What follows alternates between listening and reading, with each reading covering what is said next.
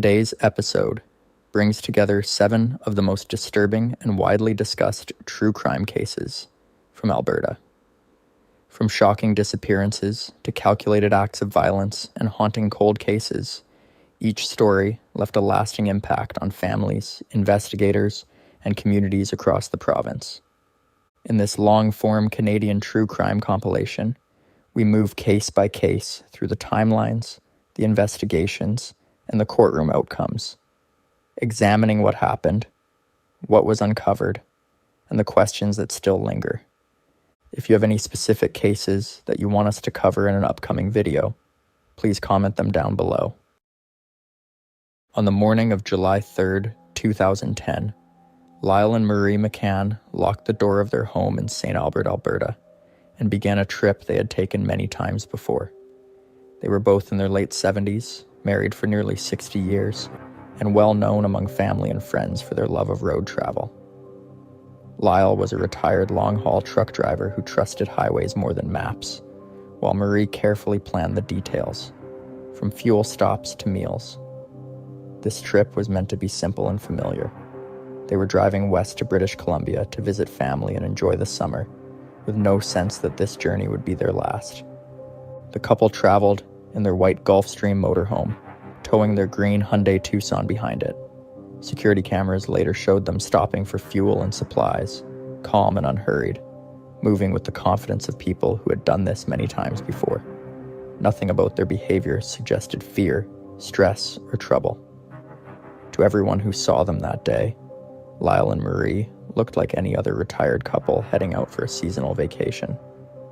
Their destination was Chilliwack, British Columbia. They planned to arrive in time to pick up their daughter at the Abbotsford Airport on July 10th. Along the way, they intended to camp overnight, something they had done for decades. The McCanns were careful travelers, rarely straying from their plans, and they stayed in contact with family whenever they were on the road. That consistency would soon become one of the first warning signs that something had gone wrong. As the days passed, the McCanns did not call. July 10th came and went, and they never arrived at the airport. Their daughter waited, assuming at first that they had been delayed or had chosen to stop somewhere along the way. But as the hours passed with no word, concern turned into fear. This silence was completely out of character for Lyle and Marie. The missing persons report that followed marked the beginning of one of Canada's most unsettling true crime investigations. At the time, no one yet knew that a discovery made days earlier in rural Alberta was already tied to their disappearance. A quiet vacation had ended somewhere along the highway, and whatever happened next would leave behind more questions than answers, setting the stage for a mystery that would haunt investigators and family members for years to come. 5 days before the McCanns were officially reported missing, a strange discovery had already been made in the Alberta wilderness. On July 5th, 2010, firefighters were called to a small campground near Minnow Lake, west of the town of Edson. Smoke had been seen rising from the trees, and crews expected to find a routine brush fire. Instead, they came across a motorhome that had burned almost completely down to its metal frame. At the time, the scene raised concerns, but no immediate alarms. There were no bodies inside the wreckage, no nearby witnesses, and no missing persons report connected to the vehicle. The fire was documented, the remains were examined, and the incident was left open while investigators waited for more information. No one yet knew that the burned motorhome belonged to Lyle and Marie McCann. That changed after their family contacted police when the couple failed to arrive in British Columbia. Once the McCanns were reported missing, investigators quickly connected the timeline. The burned motorhome near Minnow Lake was confirmed to be theirs. What had seemed like an isolated fire now became the center of a possible criminal investigation. As police looked closer, one detail stood out immediately. The McCanns' green Hyundai Tucson, which had been towed behind the motorhome when they left St. Albert, was missing. This single fact shifted the case from a missing person search to a suspected crime. Investigators believed the fire was not an accident, and that the motorhome had likely been destroyed to hide evidence. The Royal Canadian Mounted Police began expanding their efforts across central Alberta. Search teams were sent into wooded areas, campgrounds, and remote roads near Edson. Officers spoke with campers, fuel station workers, and anyone who might have seen the McCanns after they left home. Despite the growing scale of the search, no confirmed sightings came in. With no sign of the couple and no sign of their SUV, police made one conclusion clear to the public. Lyle and Marie McCann had not simply broken down or changed their plans. Something violent had interrupted their journey. The burned motorhome was no longer just a clue. It was proof that their trip had ended in a way no one could have imagined, and it marked the moment when hope quietly gave way to fear.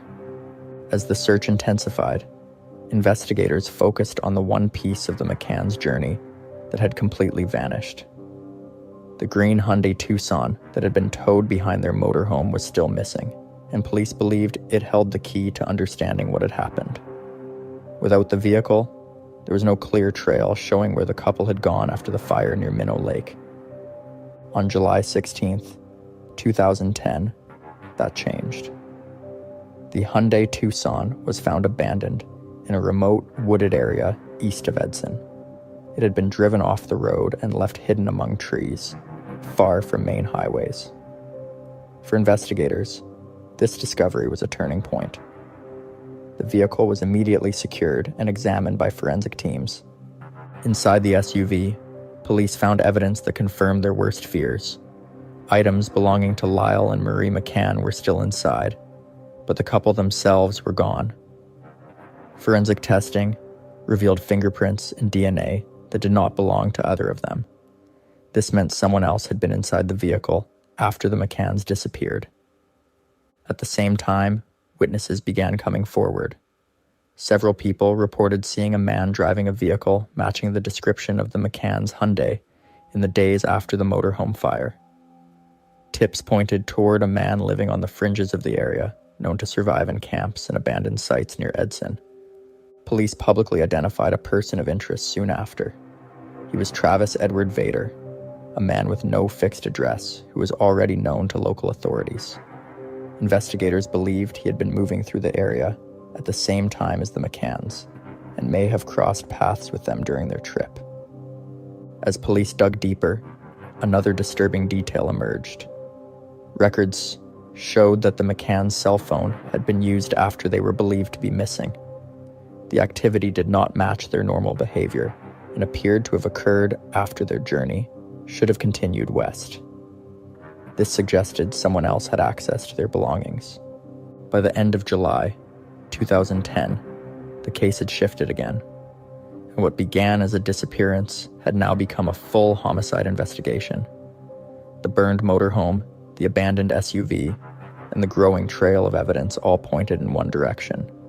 Investigators believed they were no longer searching for missing travelers, but for answers hidden by someone who had taken control of the McCanns' lives and left them behind. Nearly 2 years after Lyle and Marie McCann vanished, the case moved from search warrants to court filings. In April of 2012, prosecutors formally charged Travis Edward Vader with 2 counts of first-degree murder. It was a rare and risky decision, made without the recovery of the victim's remains, but investigators believed the circumstantial evidence was strong enough to proceed.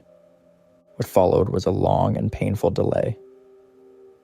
As the case moved toward trial, serious problems emerged with how evidence had been shared with the defense. In March of 2014, just weeks before proceedings were set to begin, the charges were stayed. For the McCann family, it felt like the case was collapsing after years of waiting. That pause did not last forever. Later in 2014, the prosecution corrected the disclosure issues, and the charges were reinstated. Vader was taken back into custody, and a new trial date was set. By this point, the case had become one of the most closely watched criminal proceedings in Canada. The trial finally began in early 2016 in an Alberta courtroom. The Crown laid out a detailed timeline built on forensic evidence, witness sightings, and digital records. Prosecutors argued that the McCanns were killed during a robbery after encountering Vader along a remote stretch of the highway. The defense challenged the reliability of the evidence and maintained that there was no direct proof of murder. In September of 2016, the judge delivered a verdict that stunned many watching. Vader was found not guilty of first-degree murder, but guilty of second-degree murder. Almost immediately, legal experts raised alarms.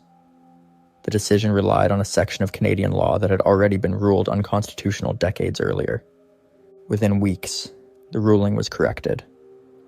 On October 31st, 2016, the court replaced the murder convictions with 2 counts of manslaughter. The adjustment avoided a full retrial, but it added confusion and frustration for the McCann family. While the court had confirmed Vader's responsibility in their deaths, the legal path to that conclusion had been anything but straightforward. In January of 2017, Travis Edward Vader returned to court for sentencing. He received a life sentence for 2 counts of manslaughter, with eligibility to apply for parole after serving 7 years. The ruling ensured he would remain behind bars, but it also confirmed that the full truth about what happened to Lyle and Marie McCann might never be known. Throughout the proceedings, Vader continued to deny responsibility for the killings.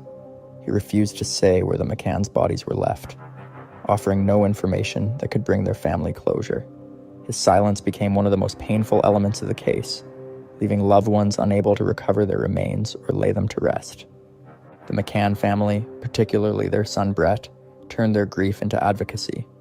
They began pushing for changes to Canadian parole laws, arguing that offenders who refused to disclose the location of victims' remains should face stricter parole conditions. This proposal became known publicly as McCann's Law. While it sparked national discussion and public support, it has not been passed into law.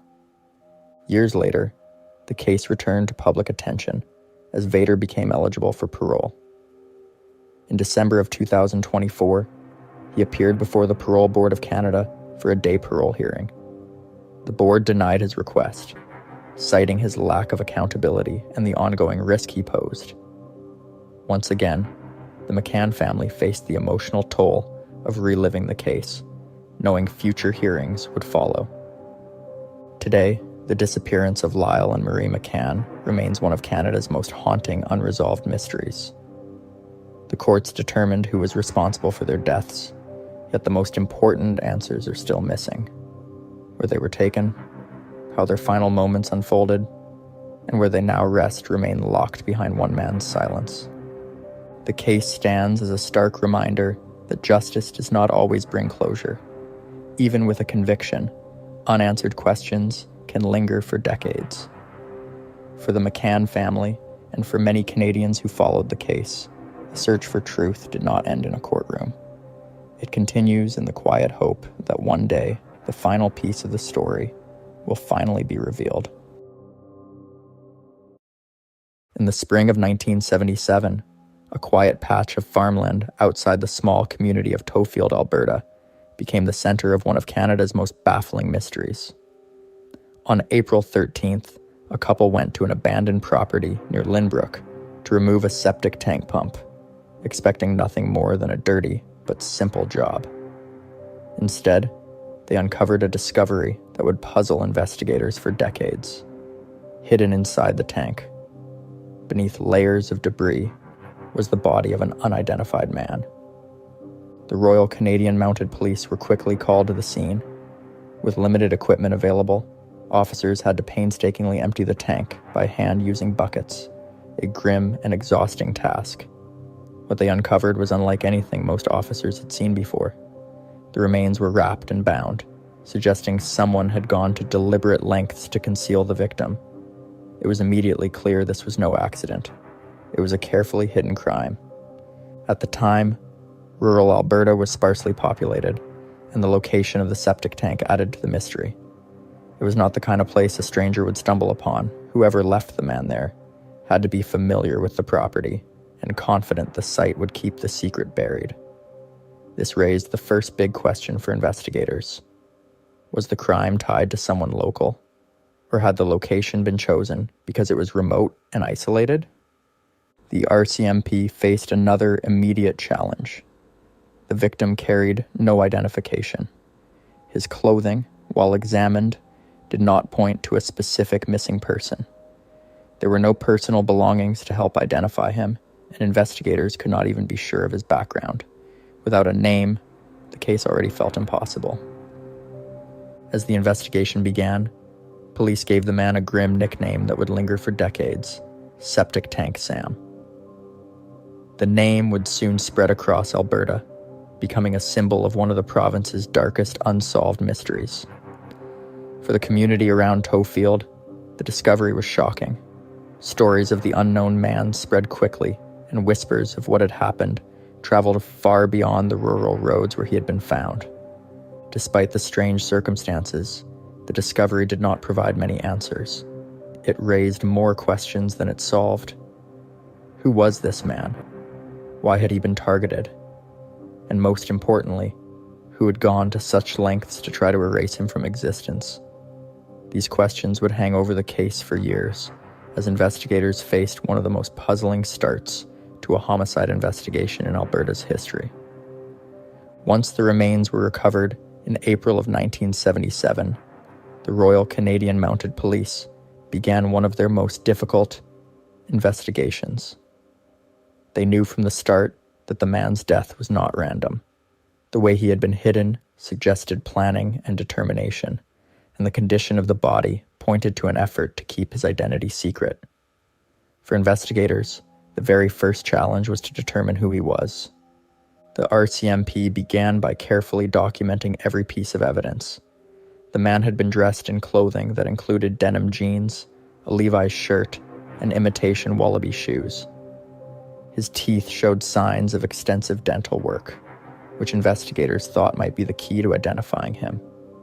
At the time, dental records were one of the most reliable tools for identification, and police checked missing persons files across Canada.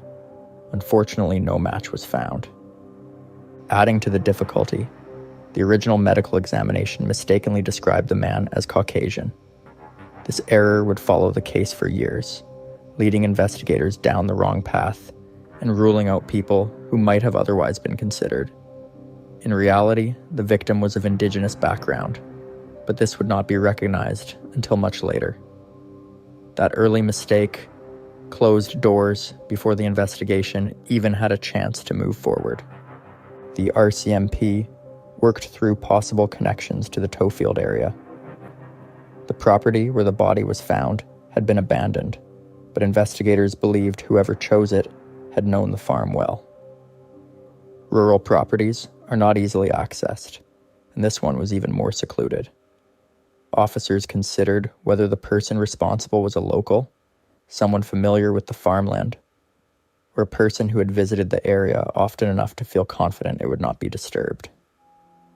With limited leads, investigators turned to the public for help. Sketches and information about the man's clothing were shared in newspapers and on local radio. Tips came in, but none led to a solid identification. For the community, the mystery became unsettling. People in and around Tofield spoke quietly about the case, unsure whether the crime had been committed by a stranger passing through or by someone who lived nearby. By the end of the 1970s, the investigation was at a standstill. Without a name, there was no way to trace the victim's life, his friends, or his family. Investigators were left with evidence that showed cruelty and planning, but no clear suspect. The case file grew thicker with reports, but the most basic detail, who the man was, remained unanswered. It was becoming clear that solving the case would take something far beyond the tools available at that time. As the years passed into the early 1980s, the mystery of the man found near Tofield remained unsolved. Despite limited progress, the RCMP refused to close the file. They knew the case represented more than just a violent crime. It was also about restoring dignity to someone who had been denied even his name. To investigators, solving the mystery meant giving him back an identity. In 1979, a forensic artist created a clay reconstruction of what the victim might have looked like in life. This model was shown to the public in the hope that someone would recognize him. The lifelike reconstruction generated attention, but no confirmed identifications followed. For the community, it served as a stark reminder that this was not just a set of bones, but a person who once lived, laughed, and belonged somewhere. Throughout the 1980s and into the 1990s, the case became known among police as the Tofield John Doe. The file remained active, though years often passed without new leads. Technology had not yet advanced to the point where DNA testing could offer answers, and with the mistaken belief that the victim was Caucasian, searches of missing persons records continued to focus on the wrong background. This misstep kept the investigation stalled for decades. Despite the lack of breakthroughs, investigators made sure the case was never forgotten. New officers assigned to the detachment were introduced to the file, keeping the story alive within the RCMP. Forensic techniques were reviewed as science advanced, but each attempt ended with the same frustration. The body's secrets remained locked away. By the 2000 era, hope began to rest more on future technology than on traditional police work. DNA databases were becoming a powerful new tool, and officers began to see the possibility that one day, the unidentified man might finally be named. The RCMP preserved what evidence they could, ensuring that when the science caught up, the case could be reopened with stronger methods. Through all this time, the family of Gordon Sanderson did not yet know that the missing brother and father they grieved for was the same man at the center of Alberta's most baffling cold case. For them, his disappearance was painful silence, and for investigators, his identity was still hidden behind decades of dead ends. It was not until 2020 that the decades-old mystery finally began to unravel. Advances in genetic genealogy had changed the way cold cases could be approached, and the RCMP decided to send the degraded DNA samples from the Tofield case to a private lab in Texas. The lab, specializing in extracting usable profiles from difficult evidence, worked meticulously to reconstruct a complete DNA profile from material that had been considered nearly useless for decades. Once the profile was completed, investigators uploaded it to public genealogy databases. This approach allowed them to trace familial connections, a method that had previously solved several high-profile cold cases in the United States. Within months, the investigation took a major step forward. The DNA matched a living relative, a woman who had submitted her own genetic sample for genealogical purposes, unknowingly connecting her to the long-missing man. After confirming the match with a direct DNA test, the RCMP finally gave the man his name back. 43 years after he was discovered in the septic tank near Tofield, he was identified as Gordon Edwin Sanderson. Born in Manitoba in 1950, he had been 26 years old at the time of his death. Gordon had been living in Edmonton in the mid-1970s and had lost contact with his family years earlier. This identification provided a critical human context to the cold case. What had been a faceless mystery now had a face and a story. Investigators could finally explore his social circle, his last known movements, and the circumstances that led to his death. The renewed investigation shifted from seeking a name to seeking justice, focusing on the possibility that people close to him at the time might have been involved. With the Gordons' identity restored, his family was finally able to grieve with the knowledge of what had happened to their brother and father. They were able to see him as a person, rather than just the victim of a violent crime, understanding that the man called Septic Tank Sam had been a son, a sibling, and a father. The breakthrough also renewed public interest in the case, encouraging witnesses who had remained silent for decades to come forward with potential information. Although the identity of the killer remained unknown, this breakthrough gave investigators the tools and focus needed to pursue leads that had been impossible before. The case was no longer simply an unsolved mystery. It became an active investigation aimed at bringing accountability, even after more than 40 years. With the Gordon Sanderson's identity finally confirmed in January 2021, the focus of the investigation shifted from mystery to accountability. The RCMP now had a name, a life story, and a social circle to examine. Investigators began reconstructing Gordon's final movements, interviewing anyone who had known him in Edmonton and surrounding communities in the mid-1970s. They were looking for patterns, associations, or memories that could point to the person responsible for his death. Although the murder occurred over 40 years ago, investigators believe the killer was likely someone Gordon knew, and the level of planning suggested a personal motive. The brutality of the crime indicated anger or revenge, making it unlikely to have been a random act of violence. Police continue to analyze any new information with modern forensic techniques, hoping that digital records, old police reports, or personal recollections might finally lead to the perpetrator. Gordon's family has now been able to grieve knowing his story, rather than living with the faceless fear associated with Septic Tank Sam. They have advocated for renewed attention to the case, sharing his story publicly to encourage anyone with knowledge from the 1970s to come forward. Each small piece of information could be crucial, especially since many witnesses may now be elderly or have moved away. The RCMP continue to treat the investigation as active, reviewing both old evidence and newly uncovered leads. Public appeals have been issued, asking anyone who interacted with Gordon or knew his associates in the 1970s to contact investigators. Modern technology, such as DNA genealogy and digital record cross-referencing, has provided opportunities that were impossible at the time of the crime. Despite the passage of time, the case remains one of Alberta's most high-profile cold cases. The identification of Gordon Sanderson demonstrates how advances in science can breathe new life into decades-old investigations. However, the search for justice is ongoing, and the killer has yet to be identified. The story of Gordon Sanderson is a reminder of the dedication of investigators and the importance of never giving up on cold cases.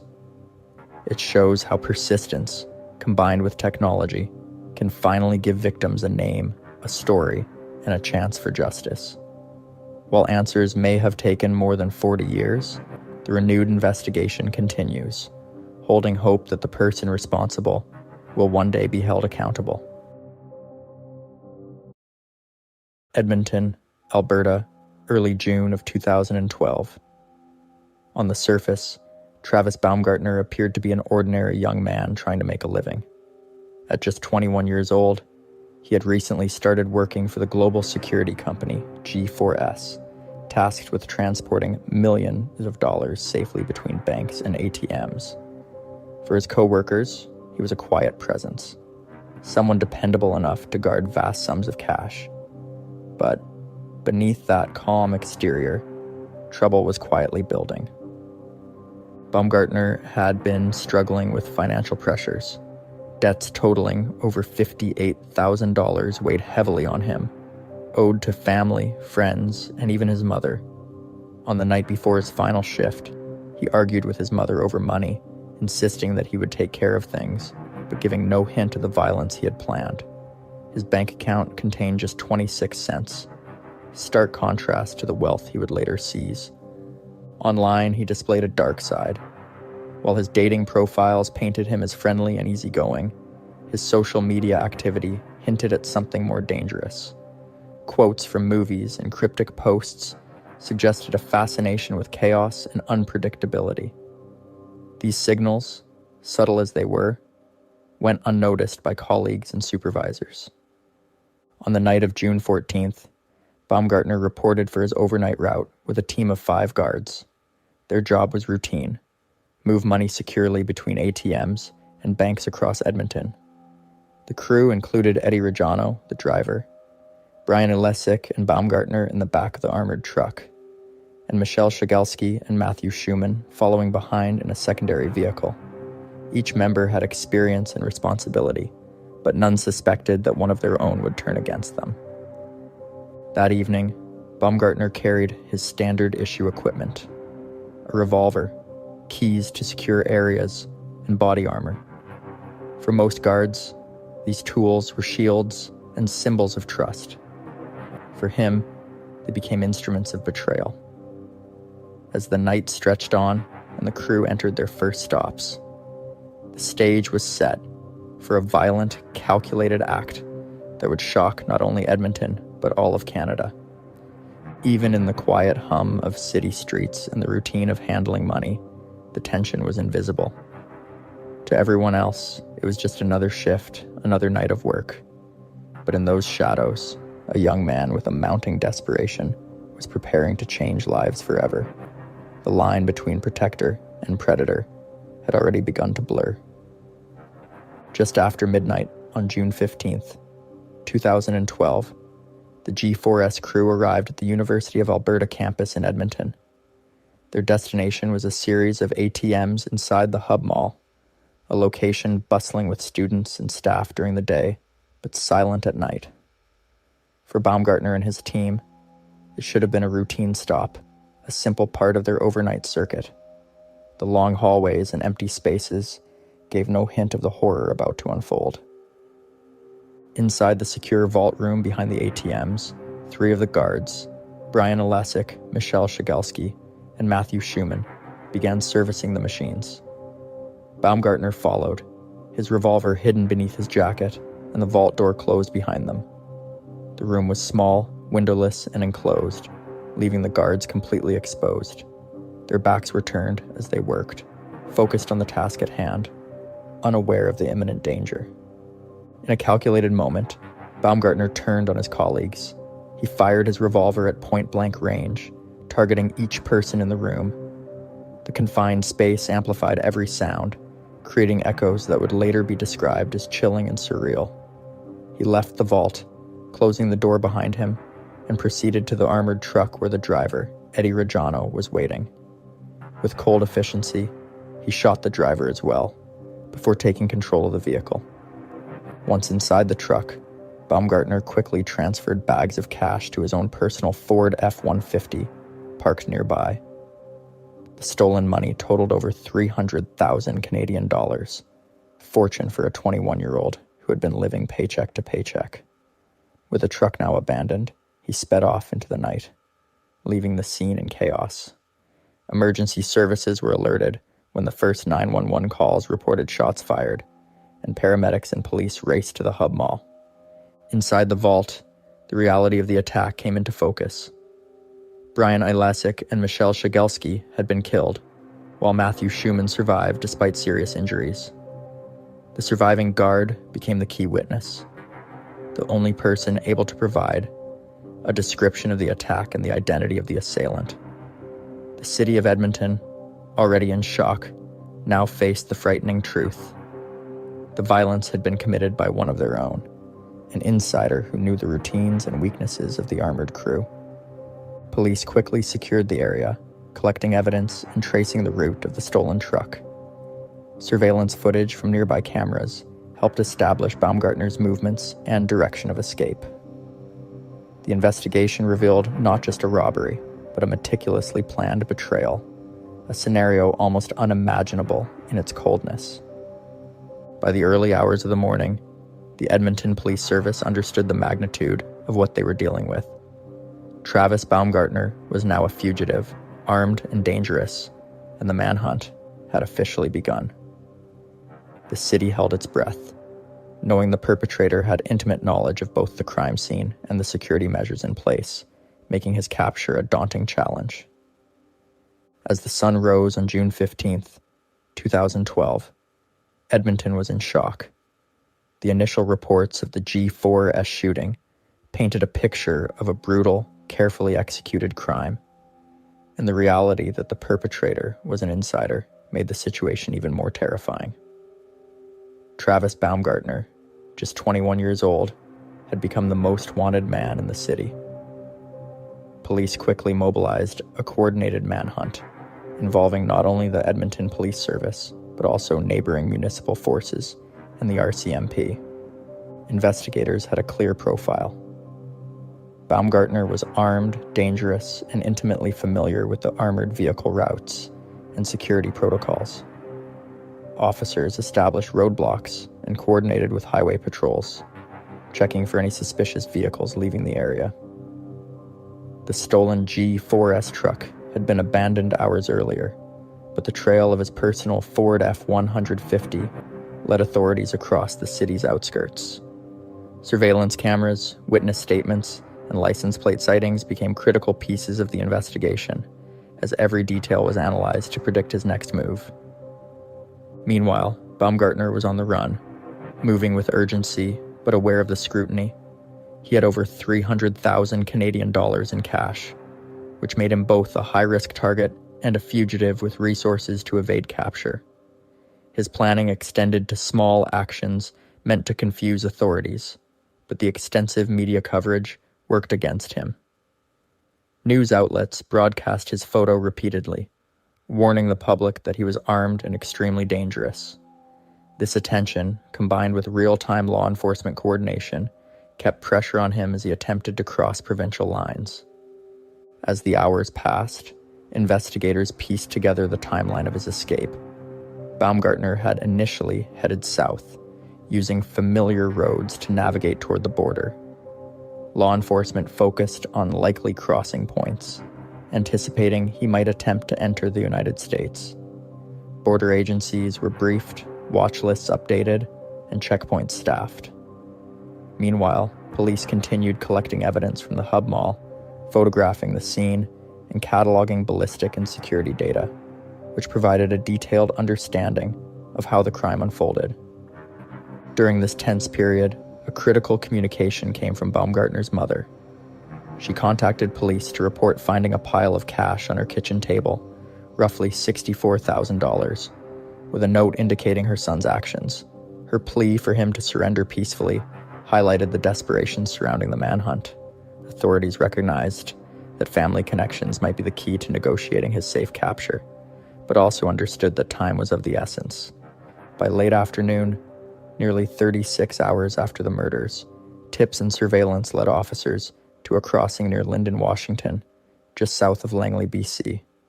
Baumgartner had reached the border, thinking he could escape. Authorities, having anticipated this move, quietly surrounded the area. Without confrontation, he was apprehended, ending a high-intensity manhunt that had gripped Alberta and Canadian law enforcement. Baumgartner's capture was both a relief and a shock. The young man who had executed a violent robbery and murder spree in minutes was now in custody, carrying a backpack of over $330,000 in cash. The manhunt had demonstrated the speed and coordination of modern policing, but it also underscored the unpredictability of insider crimes. For Edmonton, the city's sense of security had been shaken, and for investigators, the focus immediately shifted to preparing a case that would withstand the scrutiny of the Canadian justice system. After Travis Baumgartner was apprehended near the Lyndon border crossing on June 16, 2012, he was quickly transported back to Edmonton to face the consequences of his actions. Law enforcement had gathered overwhelming evidence during the manhunt and the subsequent investigation, including surveillance footage, witness statements, ballistic reports, and the cash recovered from his pickup. Authorities were confident that the case against him would be airtight. Baumgartner was formally charged with 1 count of first-degree murder for the death of Eddie Reggiano, 2 counts of second-degree murder for Brian Olesic and Michelle Shigalski, and 1 count of attempted murder for Matthew Schumann. The severity and cold-blooded nature of the crimes drew national attention, with media outlets across Canada covering every development. Public outrage was high, particularly given that Baumgartner had been a trusted member of the security team tasked with protecting his colleagues. During the trial, which began in late 2012, prosecutors presented a detailed timeline of the events, including Baumgartner's financial troubles, his planning, and his actions on the night of June 15th. Matthew Schumann, the sole survivor, provided testimony describing Baumgartner's betrayal, offering crucial insight into how the shootings occurred inside the Hub Mall vault. Forensic experts explained the ballistic evidence and how it matched Baumgartner's revolver, while investigators detailed the recovered cash and the stolen armored truck. Baumgartner ultimately pleaded guilty to all charges, sparing the families the ordeal of a prolonged trial. The court then turned to sentencing, weighing the horrific nature of the crime against Canadian legal standards. In one of the most severe rulings in recent history, he was sentenced to life imprisonment, with a consecutive parole ineligibility period totaling 40 years. This meant he would not be eligible for parole until he reached the age of 61. The judge described his actions as a cold and calculated betrayal, emphasizing the extreme breach of trust and the devastating impact on the victims' families. At the time, this sentence was unprecedented in Canada, designed to reflect both the premeditation and the magnitude of the crimes. The families of the victims found a sense of justice in the ruling, believing that the length of the sentence appropriately recognized the horror of what had happened. Public response was similarly supportive, with many praising the legal system for holding Baumgartner accountable for a uniquely vicious crime. However, this sense of closure was challenged years later. In 2022, the Supreme Court of Canada issued a ruling in a separate case that declared consecutive parole ineligibility periods unconstitutional, labeling them as cruel and unusual punishment. Because of this decision, Baumgartner's 40-year parole ineligibility was reduced to the standard 25 years. This retroactive adjustment meant he could apply for parole in 2037, significantly earlier than initially expected, reopening emotional wounds for the families. Despite this legal development, Baumgartner remains imprisoned, serving his life sentence for the murders and attempted murder he committed. The case continues to serve as a chilling example of how a single act of betrayal can devastate multiple lives in minutes. It also highlights the complexities of the Canadian justice system and the delicate balance between punishment, legal precedent, and the rights of the convicted. The violent crimes of Travis Baumgartner left a permanent scar on Edmonton and the wider Alberta community. Families of the victims were forever changed, struggling to rebuild their lives after losing loved ones in a single devastating night. Matthew Schumann, the sole survivor, faced years of physical and emotional recovery, living with lasting injuries and the trauma of witnessing the events firsthand. The horror of the night of June 15, 2012, became a defining moment for all involved. In the weeks following Baumgartner's arrest, public attention focused not only on the crime itself, but also on the vulnerabilities within security procedures. Companies handling armored transport across Canada reviewed and strengthened their safety protocols, aiming to prevent insiders from having unchecked access to cash and weapons. The case prompted discussions on employee vetting, mental health monitoring, and the risks of financial stress leading to desperate actions. Baumgartner's actions also had a profound impact on Canadian legal discourse. The initial 40-year parole ineligibility sentence highlighted how courts could use consecutive sentencing provisions to reflect the severity of multiple crimes. However, the 2022 Supreme Court decision that reduced his parole ineligibility to 25 years sparked debate about the balance between justice for victims and constitutional protections for offenders. Families of the victims publicly expressed their disappointment, calling the change a painful reversal in what had once seemed like absolute justice. The crime itself is remembered for the cold and methodical planning involved. Baumgartner's role as an insider, trusted by his colleagues, armed and in control, amplified the shock and fear surrounding the case. Canadians across the country were reminded that violent crime can come from unexpected sources, and that sometimes betrayal is more devastating than random acts of violence. The story continues to resonate in true crime circles, serving as both a cautionary tale and a somber reminder of human vulnerability. Even years later, the families, law enforcement, and community continue to honor the memories of Eddie Rajano, Brian Alesic, and Michelle Shagelski. Their names are remembered in the wake of this tragedy, and advocacy for improved security practices and support for victims' families has grown in response. Meanwhile, Travis Baumgartner remains behind bars, serving his life sentence, a constant reminder of the deadly consequences of greed and desperation. Ultimately, the story of Alberta's horrifying robbery is one of trust betrayed, lives shattered, and justice pursued in the shadow of tragedy. It is a chilling example of how a single individual can turn a routine night into a lasting nightmare, and how the aftermath of such crimes extends far beyond the immediate victims. For the people of Edmonton, and for Canada as a whole, it remains a haunting true crime story that will not be forgotten. In the spring of 1979, Banff National Park was as wild and majestic as ever, drawing visitors from across Canada and beyond. On April 8th, two hikers exploring a remote area along 40 Mile Creek stumbled upon something that would shock the nation.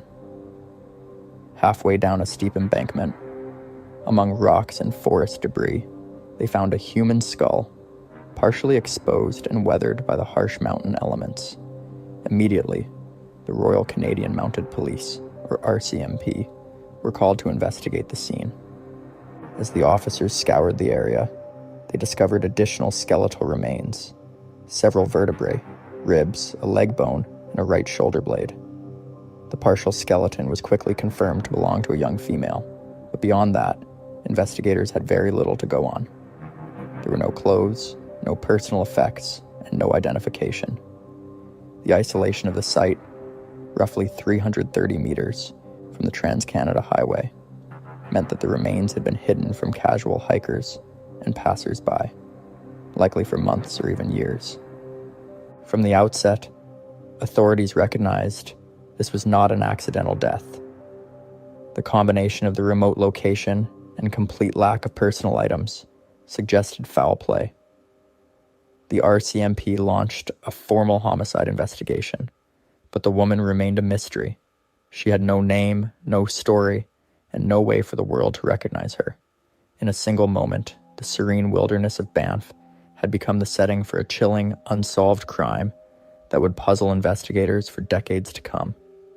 Once the remains were recovered, the RCMP faced a daunting challenge: identifying a young woman who had no belongings and no known connections in the area. Forensic experts examined the bones and estimated her age to be between 24 and 25 years old. Early assessments suggested she might be Caucasian, but later analysis indicated she was more likely of Indigenous descent. She was petite, standing around 5 feet 2 inches to 5 feet 3 inches tall, with long dark hair. Investigators also noted her upper teeth were in unusually good condition, while her lower jaw was never recovered, leaving her dental record incomplete. Her eye color, weight, and other distinguishing features remained unknown, erased by time and exposure to the elements. Forensic specialists estimated that she had died roughly 1 to 2 years before her discovery, placing the time of death between 1977 and the winter of 1978. Without a name, Jane Doe became a ghost in the wilderness. Her anonymity frustrated investigators, as it made tracing her origins nearly impossible. The RCMP had a victim, but they had no identity, no story, and no one to report her missing. From this point on, solving the case would require unraveling decades of uncertainty, piecing together the life of a woman whose presence in the Banff wilderness remained a mystery. With a partial skeleton and no clear leads, the RCMP faced a complex investigation across Alberta and beyond. Officers began by checking missing persons reports from the previous few years, focusing on young women who had disappeared without explanation. In the late 1970s, communication between different jurisdictions was slow, relying on paper files, telephone calls, and teletypes, which made cross-referencing cases a lengthy and difficult process. Investigators also considered the location where the remains were found. Being close to the Trans-Canada Highway suggested that the woman may not have been local to Banff. The highway was a major route for travelers, seasonal workers, and hitchhikers, raising the possibility that she had come from another part of Canada. Police explored the theory that she could have been transient or traveling under an assumed identity, which would explain why she did not appear in any regional missing person reports. Despite extensive interviews with locals, park employees, and travelers from the period, no eyewitness accounts could link anyone to her disappearance. Searches in surrounding forests and waterways turned up nothing further, and no personal items were ever recovered. The RCMP documented her as a homicide case. Due to the circumstances, but with so few clues, the investigation stalled. Jane Doe remained unidentified, her life and last moments locked away in the remote wilderness, leaving investigators with only questions and theories. As the investigation continued, one potential lead drew the attention of the RCMP. Some speculated that the Banff Jane Doe might be connected to a woman named Marguerite Cardwell, who had gone missing from Calgary on September 10th, 1973. Cardwell, a 31-year-old mother, had last been seen near Dead Man's Flats, where her car was later found abandoned with her personal items inside. The proximity of her disappearance to the Banff area raised questions about a possible connection to the unidentified remains. Investigators carefully compared Cardwell's descriptions with the physical characteristics of Jane Doe. Early theories considered that she might have traveled in the region after her disappearance, possibly ending up in the remote area where the remains were found. However, decades later, in 2010, a DNA sample from Cardwell's family was compared to the Banff Jane Doe and showed no match. This lead was conclusively ruled out, leaving investigators back at square one. Other avenues were explored, including the possibility that the victim had been a transient or a traveler passing through Alberta. Given the partial nature of the remains and the absence of belongings, establishing her origin proved extremely difficult. Every potential identification required painstaking cross-checking across provincial records, but none yielded results. Jane Doe's true identity remained elusive, and with each dead end, the mystery of who she was and why she ended up in the Banff wilderness grew even darker. Decades passed, and the Banff Jane Doe case officially grew cold. The remote location, harsh environmental conditions, and lack of personal items had destroyed many of the clues that could have led investigators to her identity. The incomplete skeleton offered only limited forensic information: her age, approximate height, and a few facial characteristics. But no cause of death could be determined from the bones. Without modern forensic tools, investigators at the time were left with a case that seemed impossible to solve. Even as DNA technology and genetic genealogy revolutionized cold case investigations in the 21st century, the Banff Jane Doe remained unidentified. No public exhumations or updated facial reconstructions have been reported, and no new evidence has surfaced in recent years. Theories about her life continue, including that she may have been a hitchhiker, a transient, or a traveler who met an unknown assailant in the wilderness. Others consider the possibility that she was connected to a local perpetrator, though no suspects were ever identified. The case remains a haunting reminder of the limits of forensic science in the past and the enduring mystery surrounding missing and unidentified persons. For over 45 years, a young woman has been remembered only as Jane Doe, her life and story lost to time. Somewhere, there may be a family searching for answers, never knowing that she came to rest in the remote wilderness of Banff National Park. Until her identity is discovered, her story serves as a chilling testament to the unanswered questions that still linger in Canada's unsolved mysteries. Amber Alyssa Tuccaro was born in January of the year 1990. She grew up in Alberta and was a proud member of the Mikisew Cree First Nation. Her family and friends remember her as a lively and outgoing young woman who loved to laugh and spend time with the people closest to her. She was known for her quick wit and a strong, independent spirit that made her stand out wherever she went. By the summer of 2010, Amber was 20 years old and fully devoted to her 14-month-old son, Jacob. She had embraced motherhood with determination, often telling family that her little boy gave her purpose and focus. Those who knew her said she doted on him, carrying him everywhere and making him the center of her world. Despite being young, she was committed to building a good life for her son. Amber's close relationship with her family was another defining part of her life. She leaned on them for support, and in return, they admired her resilience. Her mother, Vivian, often spoke of how Amber had a contagious energy that lifted the people around her. She was not perfect, but she was deeply loved and trusted by those who knew her best. That summer, Amber decided to take a short trip to Edmonton with her son and a close friend. It was meant to be an ordinary getaway, a chance to spend some time outside of Fort McMurray, where she had been living. For Amber, it was just another step in balancing young motherhood with a desire to enjoy her early 20s. What seemed like a simple trip, however, would become the starting point of one of Alberta's most haunting unsolved cases. On Tuesday, August 17th of 2010, Amber Tuccaro left Fort McMurray with her young son Jacob and a close friend. They boarded a short flight bound for Edmonton, planning what was supposed to be a brief stay in the area. To stretch their money, the group decided not to stay directly in the city. Instead, they booked a motel in Nisku, a small community south of Edmonton, only a few minutes from the airport. The plan was simple. They would spend the night in the motel and then head into Edmonton the next day to continue their trip. But on the evening of Wednesday, August 18th, Amber grew restless. She wanted to go into the city sooner rather than later. With her son left safely in the care of her friend, Amber stepped outside the motel with the idea of finding a ride to Edmonton. Witness accounts later confirmed that she was seen getting into a vehicle with an unknown man that night. It was the last time anyone saw her alive.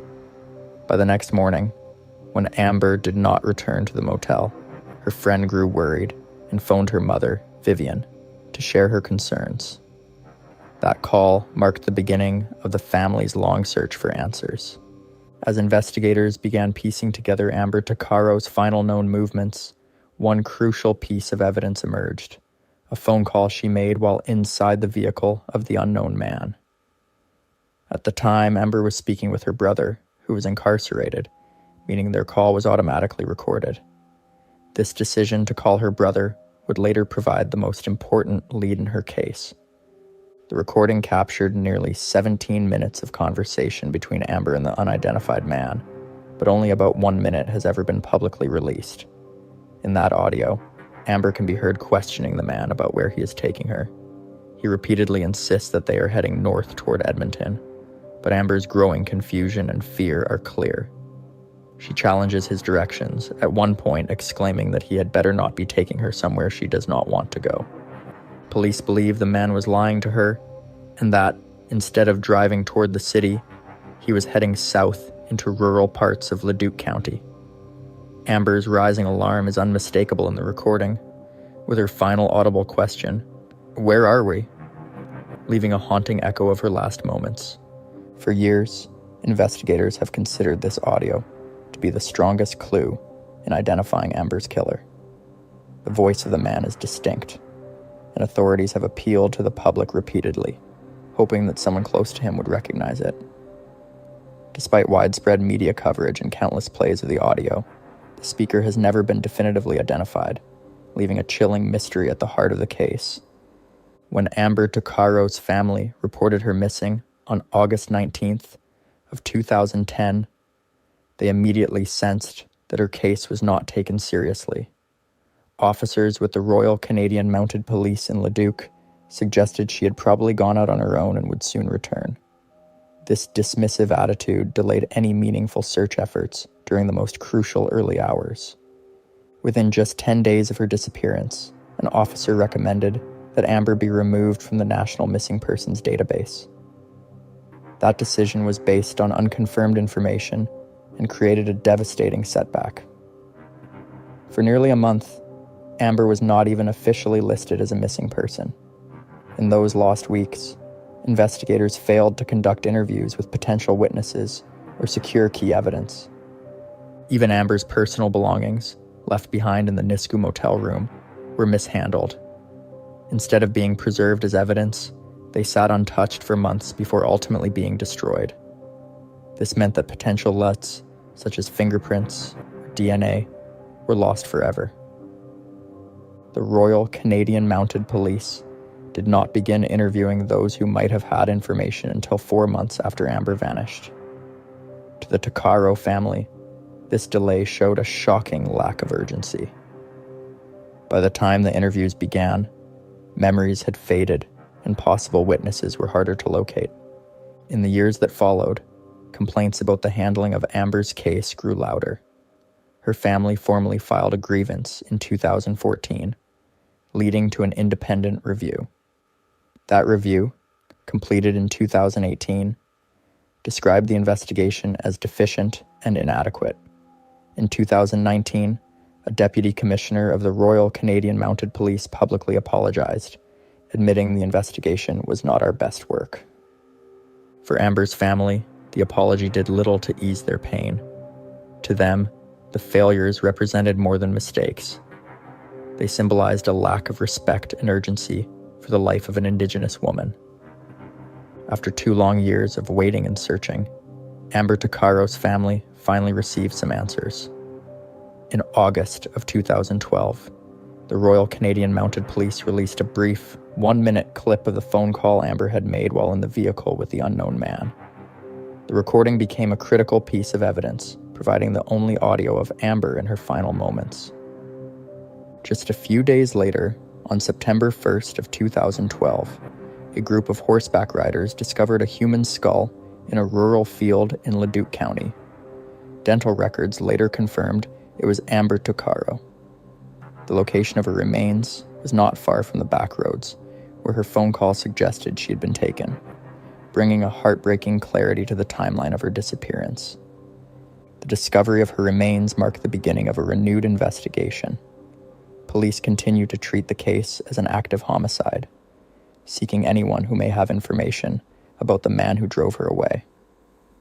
The recording of her voice remains the most important clue, yet the man's identity has never been confirmed. Investigators hope that someone, whether a family member, friend, or witness, may recognize the voice and come forward. Amber's case has become a significant example of the national crisis of missing and murdered Indigenous women and girls in Canada. Her story highlights systemic failures in law enforcement and the urgent need for accountability. The Tuccaro family has remained a powerful voice, advocating for justice and reforms to protect Indigenous women.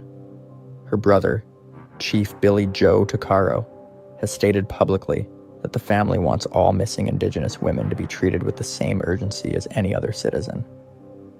The search for Amber's killer continues, but her story has already sparked awareness across Canada. Tips continue to come in from the public, and the case remains open, with investigators actively following leads. Amber Tuccaro's legacy is one of resilience and determination. She was a beloved mother, daughter, and sister whose life and tragic death have brought attention to a wider social issue.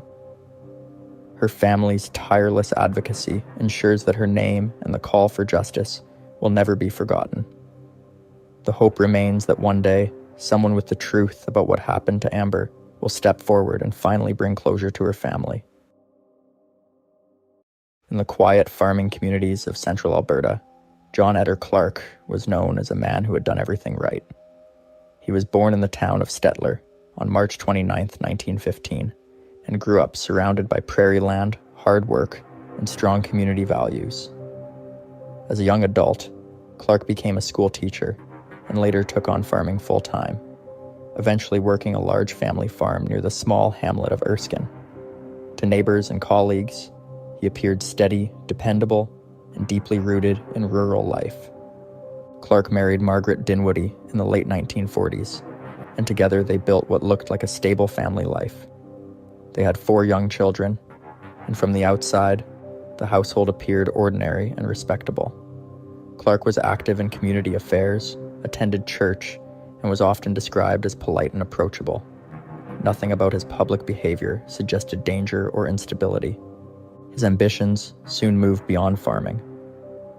Clark joined Alberta's Social Credit Party, which dominated provincial politics at the time. In the provincial election of 1952, he successfully ran for the Stettler constituency and became a member of the Legislative Assembly. Inside the legislature, he earned a reputation as friendly and energetic, sometimes lighthearted, but also fiercely loyal to party leadership and Premier Ernest Manning.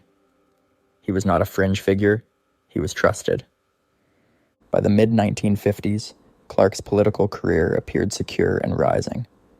In the election of 1955, he was re-elected by a large margin, reinforcing his image as a popular and capable representative. He was viewed as a dependable party man, someone who could be relied on for important responsibilities. Plans were already in place for him to assist with political work outside the province in the summer of 1956. To the public, John Etter Clark was a devoted father, a successful farmer, and a respected politician. But beneath that carefully maintained image, pressures were building that few people fully understood. As the spring of 1956 came to an end, the distance between the man Alberta believed it knew and the reality behind closed doors was growing dangerously thin. While John Etter Clark's public life continued to look stable and successful, signs of serious trouble were already forming behind the scenes. Years before the violence that would shock Alberta, Clark had begun struggling with severe mental and emotional strain. These struggles were largely hidden from voters and even many colleagues, creating a dangerous gap between his public image and his private reality. In the year 1954, Clark experienced a major nervous breakdown that was serious enough to require hospitalization. He spent several weeks receiving medical care, away from both his farm and his political duties. At the time, little information reached the public. Mental health was rarely discussed openly, especially when it involved an elected official, and the situation was quietly handled without explanation to voters. Although Clark returned to work after leaving the hospital, the pressure of politics did not ease. The demands of legislative sessions, party loyalty, and constant travel placed heavy strain on him. Those closest to the situation later noted that he appeared tense, overwhelmed, and emotionally fragile during this period, even though he continued to function publicly. During the spring session of the Alberta legislature in 1956, his behavior became more visibly unstable.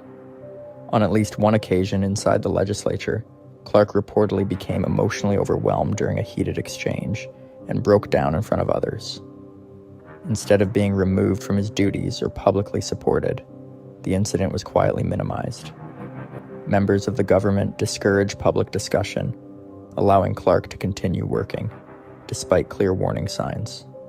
Privately, Clark was under psychiatric care, but there was no long-term intervention that removed him from his responsibilities. He continued juggling the expectations of a public servant while trying to manage a mind that was increasingly slipping out of control. The structure that had once given his life stability was now adding pressure instead of relief. As late spring turned into early summer, Clark was still seen as reliable enough to be entrusted with upcoming political work outside Alberta. Yet internally, his mental state was deteriorating. The cracks were widening, and the support systems meant to protect both him and those around him were failing. What followed would unfold, not in the halls of government, but in the quiet isolation of his rural home. Sunday, June 3rd, 1956, began like any other quiet day in rural Alberta. The farmland near Erskine was still, with no signs that something had gone terribly wrong. The calm was shattered when a man connected to the Clark farm arrived at the property and immediately sensed something was not right. The silence around the house was unnatural, and there was no response from inside. What was discovered inside the farmhouse would become one of the most horrifying crime scenes in Alberta history. 7 people had been shot and left where they fell. Among the dead were members of Clark's immediate family, along with others who had been present at the home. One victim was found alive but gravely wounded, and was rushed for medical help, only to die shortly afterward. In just a short span of time, an entire household had been wiped out. Police were alerted at once, and the scale of the violence quickly became clear. Investigators determined that a single firearm had been used, a small caliber rifle that required manual reloading after each shot. This detail deeply disturbed those working the case, as it showed the killings were not sudden or accidental. Each act required deliberate action, carried out one moment at a time. As officers secured the scene, one fact stood out above all others. John Etter Clark, the man who lived in the home and whose family lay dead inside, was nowhere to be found. His vehicle was still nearby, and there were no signs of forced entry or an outside attacker.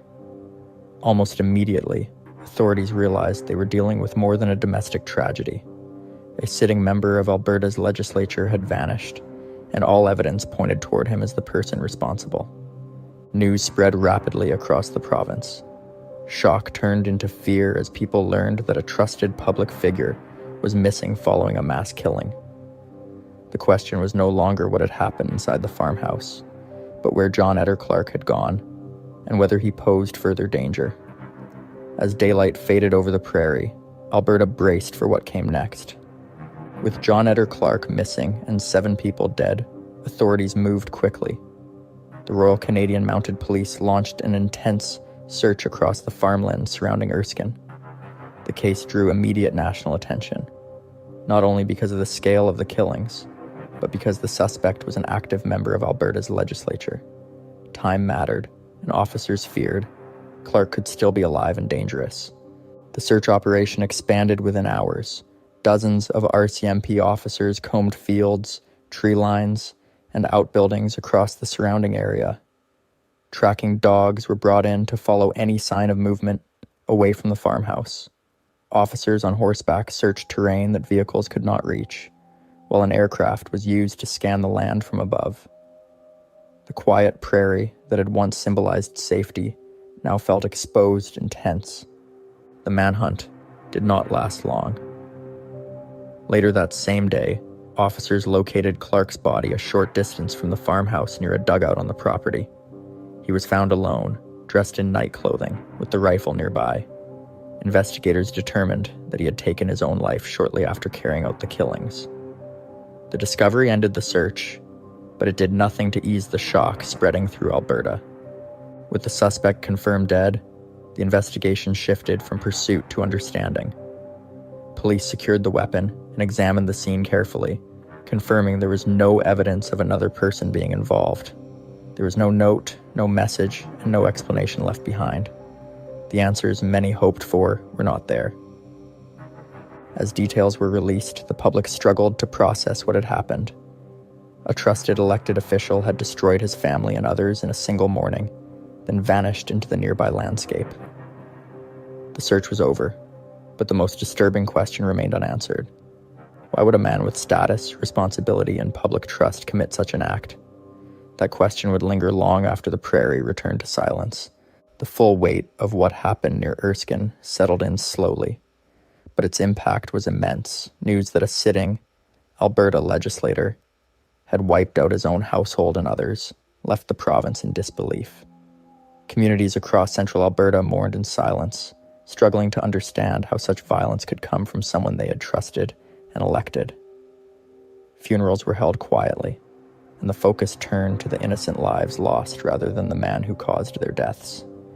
At the time, the killings ranked among the deadliest mass murders in Alberta's history. The scale of the crime forced uncomfortable conversations about mental health, political pressure, and how warning signs were handled in the mid-20th century. Clark's earlier breakdowns, once hidden from public view, were now seen as missed opportunities for intervention. The systems meant to protect both individuals and the public had failed in devastating ways.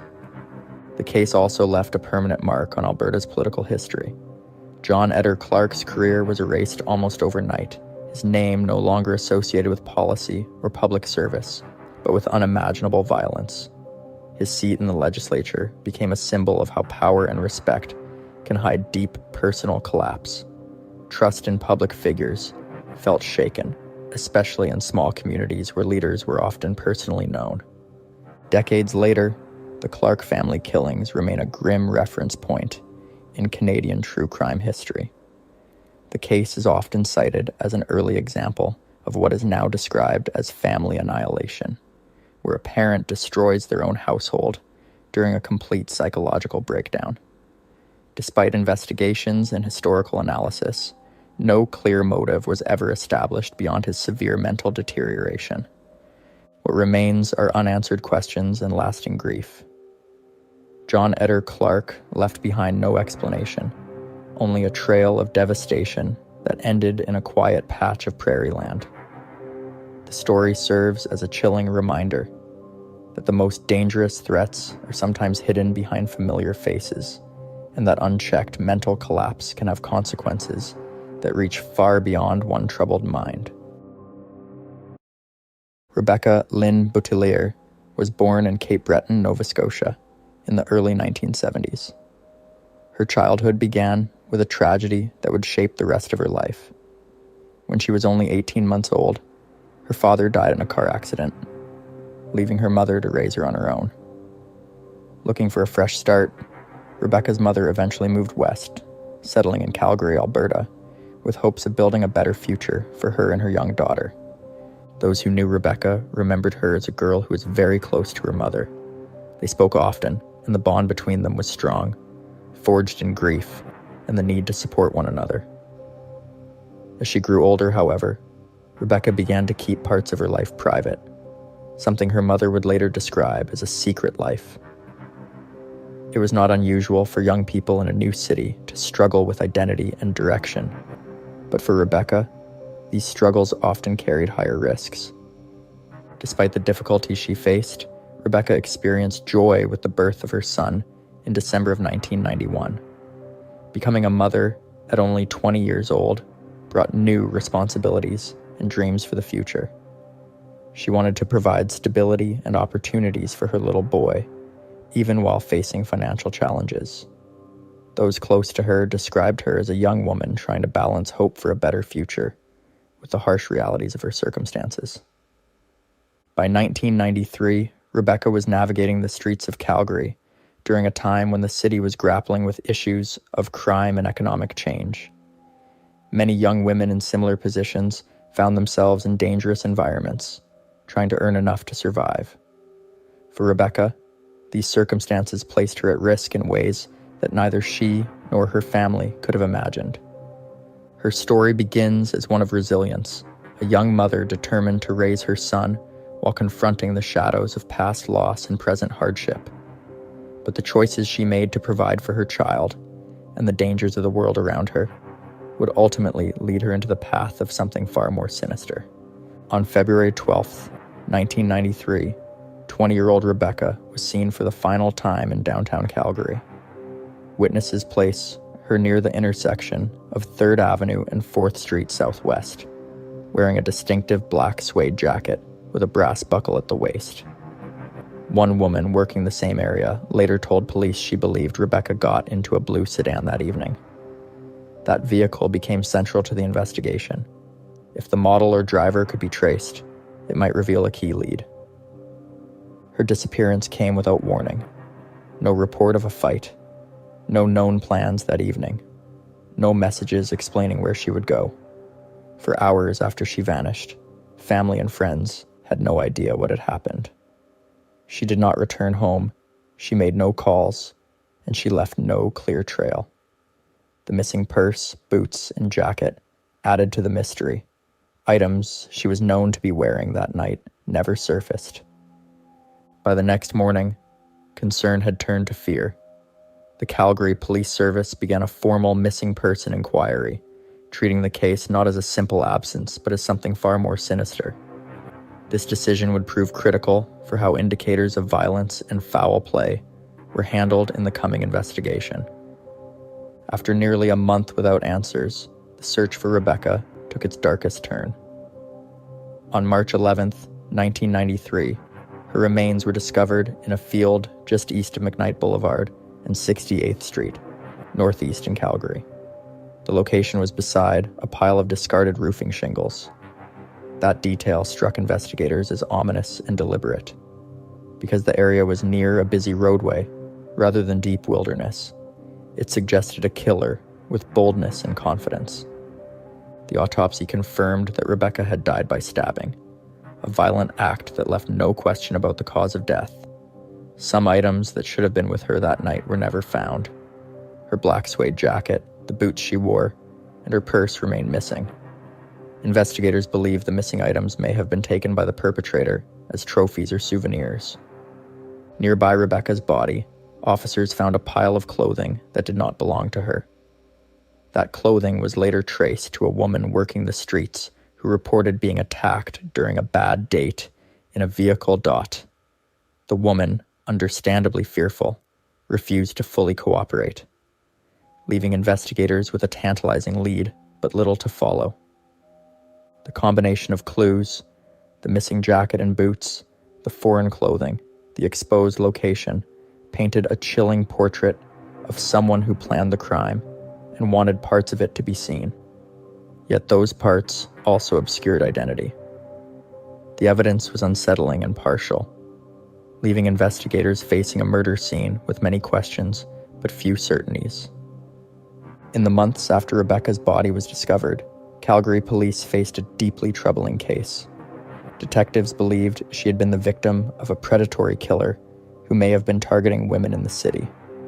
The missing personal items, the stabbing, and the bold disposal site all suggested someone experienced in violence. Investigators began to consider whether Rebecca's murder might be linked to other unsolved cases in Alberta during the 1990s. One significant lead came from the clothing found near her body. It had belonged to another woman who reported being attacked during a dangerous encounter in a vehicle. While she initially shared some details, fear of retaliation kept her from fully cooperating. This left police with only fragments of information that hinted at a repeat offender. Detectives noted that the similarities between the two cases could not be ignored. Attention eventually turned to a man named Luc Gregoire. He was a violent offender with a history of targeting women and was active in Calgary during the time of Rebecca's disappearance. Gregoire was later linked to several other violent crimes, and police quietly explored whether he could have been responsible for Rebecca's death. Though suspicions surrounded him, no definitive evidence tied him directly to the case. Investigators also examined the possibility of a serial predator operating in Calgary in the early 1990s. At least 3 women working in vulnerable circumstances were killed in the city around that period. Some were stabbed, while others were left in exposed locations similar to where Rebecca was found. Detectives could not ignore the pattern, but proving a direct connection remained elusive. Despite the challenges, officers continued pursuing tips, interviewing witnesses, and searching for Rebecca's missing belongings. Each piece of information was logged carefully, but the lack of physical evidence, like DNA or eyewitness accounts, made progress painfully slow. For Rebecca's family, the investigation offered hope, yet also deep frustration. Decades after Rebecca Lynn Boutillier's disappearance and murder, the case remains officially unsolved. Despite extensive police work, no one has ever been charged in connection with her death. Investigators have long suspected that she may have fallen victim to a serial predator, but without conclusive forensic evidence, the truth has stayed out of reach. For her family, the lack of justice has left a lasting wound that has never fully healed. Rebecca's case stands as one of Calgary's most haunting cold cases from the early 1990s. Her murder has been featured in Canadian media and remains a painful reminder of how vulnerable women, especially those living on the margins of society, can be. Advocacy groups have since called for more resources to address cases of missing and murdered women, urging that no victim's story should ever be forgotten. Over the years, police have periodically revisited the case as technology and forensic science advanced. DNA testing and criminal databases have solved other cold cases from that same era, offering hope that one day Rebecca's killer may be identified. However, so far, no breakthrough has come. Each passing year has deepened the uncertainty surrounding her story. For the public, Rebecca's disappearance and tragic death continue to stir questions about who was responsible and whether justice will ever be served. Some believe that her case was connected to other violent crimes in Alberta, while others think her killer may have died before being caught. Either way, the answers lie hidden in the shadows of Calgary's history. To this day, Rebecca Lynn Boutillier is remembered not just as a victim, but as a young woman whose life was taken too soon. Her story serves as a somber reminder of the countless unresolved cases that still weigh heavily on families across Canada. Until the truth is uncovered, her disappearance will remain one of Alberta's most chilling mysteries.